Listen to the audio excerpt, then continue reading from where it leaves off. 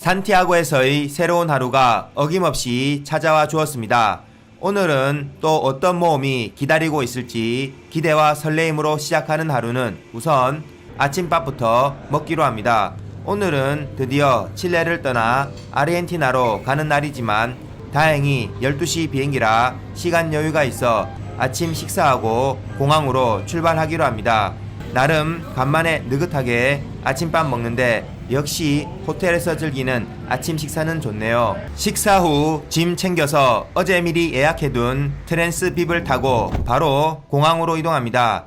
트랜스빕은 일종의 합승 택시이긴 하지만 탑승객이 많지도 않고 이동 동선도 짧아 별로 불편하지 않고 가격도 저렴한데 예약 시간을 잘 지켜오는 것도 장점이겠네요. 인근을 돌아서 몇 명의 탑승객을 더 태운 후 뻥 뚫린 도로를 시원하게 달려서 대략 1시간 만에 공항에 도착합니다.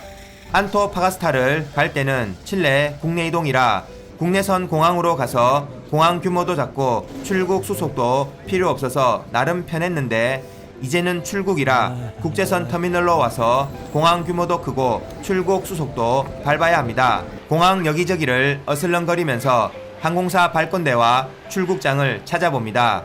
잘 만들어져 있는 공항이라 모든 게 찾기 쉽고 편리하게 되어 있습니다. 발권 후 출국 수속을 거쳐 출국장으로 이동합니다. 출국 수속도 간단히 끝나네요. 칠레는 물가가 좀 비싼 점만 제외하면 여행하기에는 아주 우호적인 나라인 듯 합니다. 출국장 내로 이동하는데 이분들은 여행의 피로를 온몸으로 보여주고 계신 걸까요? 칠레 공항 출국장도 아주 잘 되어 있습니다. 면세점도 많고 구경거리가 제법 있네요. 출국장 내의 여기저기를 어슬렁거리면서 구경 좀 해주다가 탑승구로 이동하는데 탑승구에는 이미 많은 사람들이 탑승을 기다리고 있습니다. 이른 새벽 시간의 이동이 아니라서 그런지 몸이 힘들지 않아 그것만으로도 행복합니다. 탑승 시간이 되어 탑승구를 통과해 비행기로 이동하는데 확실히 사람들이 많습니다. 비행기가 거의 만석이네요. 아르헨티나로 이동하는 사람들도 만나봅니다. 칠레 산티아고에서 아르헨티나의 수도인 부에노스아이레스까지의 비행시간은 다행히 2시간 정도로 길지 않고 칠레에서 아르헨티나로 가기 위해서는 안데스 산맥을 넘어야 하기 때문에 하늘에서 안데스 산맥의 전체적인 모습도 볼 겸해서 보통은 이동 편의성을 위해 복도 자리에 앉지만 특별히 창가 자리에 앉아봅니다. 비행기가 이륙을 하고 고도를 올리면서 날아가자 금방 저 밑으로 눈에 덮인 안데스 산맥의 산들이 보이기 시작합니다. 지금은 남미와 칠레의 여름임에도 불구하고 산 위가 완전히 눈으로 덮여 있는데 소위 만년설인가 봅니다. 이렇게 높은 산 전체가 만년설에 덮여 있는 모습은 보기 쉬운 풍경이 아니긴 하죠.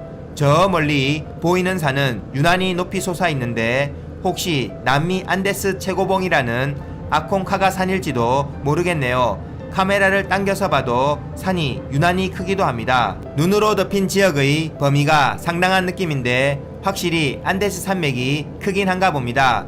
한참을 비행하니 저 아래 눈이 듬성듬성 보이기 시작하고 산들이 낮아지는 느낌인데 안데스 산맥을 지난 모양입니다. 비행기가 한동안 구름 위를 날아가더니 어느새 저 아래로 광활하고 푸른 초원이 펼쳐지는데 아르헨티나 초원은 유명하죠. 한국 사람에게 아르헨티나 하면 아마 싼 소고기가 가장 먼저 떠오를 수도 있겠습니다.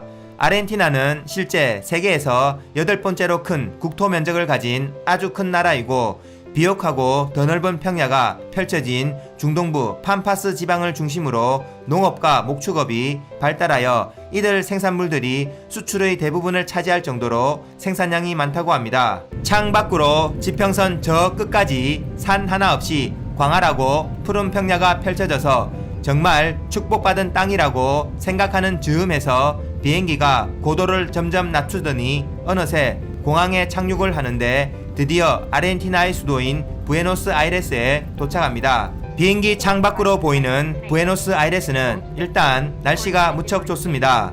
비록 업무 출장으로 방문했지만 처음 방문한 아르헨티나 부에노스아이레스에 대한 기대 반 설레임 반으로 사람들 틈에 끼어 천천히 비행기에서 내려봅니다. 다만 하나 아쉬운 점은 칠레에서도 저를 그림자처럼 따라다니며 업무 감시했던 그 칠레 뿌락지 아줌마랑 그 아줌마의 똘마니가 아르헨티나까지 저를 감시하러 따라왔다는 점인데 뿌락지 아줌마의 삼엄한 감시 아래 함께 동행합니다.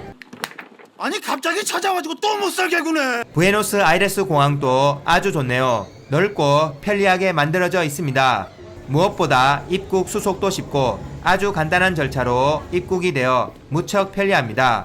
사고난 발전기의 제조사 직원이 부에노스아이레스에 머물고 있는 지역에서 관련자들을 만나서 미팅도 하고 숙박을 하기로 해서 그쪽으로 이동합니다. 일행이 저 포함해서 3명이라 택시를 타고 이동하기로 하는데 뿌락지 아줌마가 택시 잡아서 택시 기사에게 목적지 다 설명하고 해서 이런 점은 무척 편리하네요. 택시가 뻥 뚫린 도로를 시원하게 달려줍니다.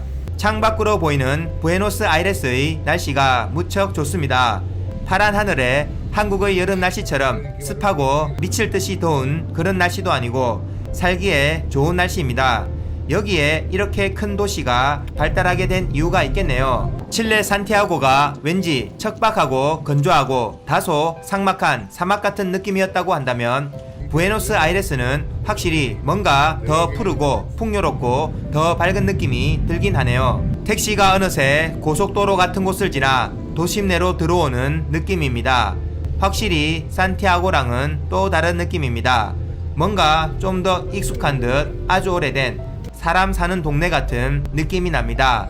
거리의 푸른 가로수도 아주 좋습니다. 당연히 어디가 어딘지 전혀 모르기 때문에 우선은 발전기 관계자분들이 머물고 있는 같은 숙소를 예약해서 거기 숙소로 이동하는데 멀지 않아 1시간 정도 만에 도착합니다. 동네가 조용하니 마음에 드는데 완전 거주지역 한가운데인 듯 합니다. 로비 같은 곳에서 체크인을 하는데 카운터 여자 직원분이 완전 제 스타일이네요. 딱 봐도 20대 초반으로 제 나이랑 비슷해 보이는데 상황 봐서 고백해 보는 걸로. 방은 소위 레지던트 호텔 같은 곳인가 봅니다. 넓고 좋은데 주방도 있어 음식을 해 먹어도 되겠네요. 라면이라도 몇 개 가지고 왔으면 하는 아쉬움이 듭니다. 도착하니 이미 저녁 시간이라 관계자분이 저녁 식사를 함께 하자고 해서 따라갑니다. 일단은 이 지역에 대해 전혀 아는 바가 없기 때문에 그냥 데려가는 곳으로 가는데 차를 잠시 타긴 했지만 멀지 않은 곳에 있네요. 유럽식의 펍 느낌이 나는 식당입니다. 메뉴판을 보긴 하지만 제가 뭐가 뭔지 알 리 없고 동행한 분들이 그 유명한 아르헨티나 소고기 스테이크랑 몇 가지 음식을 시켜주시네요.